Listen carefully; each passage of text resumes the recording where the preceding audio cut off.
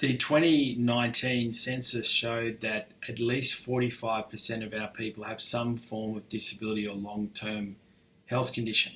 So that's at least twice that than the rest of the Australian population.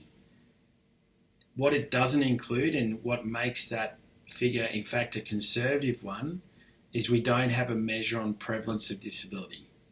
We don't actually have a measure on how prevalent psychosocial disability is in our communities. For example, we would say at the First Peoples Disability Network, it's difficult to think of any more disadvantaged Australians, and it's also difficult to think of too many First Nations people that haven't experienced depression or anxiety or post-traumatic stress disorder, for example. So that figure is actually a conservative one.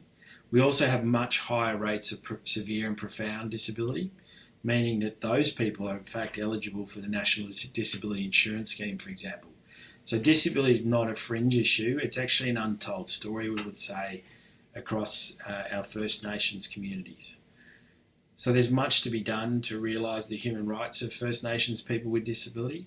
Historically, a lot of the focus has been done inappropriately through what we would call a medical model of disability, which is an old, outdated way of thinking. It's in fact a very Western way to think about disability. Medical model in its simplest form suggests that there's something wrong with a person with disability and they need to be cured effectively. For those people with disability, and for most people with disability, their disability is permanent.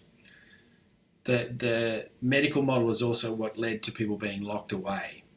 It meant the system didn't know how to support people with disability, so their solution was to lock people away, keep them away from society,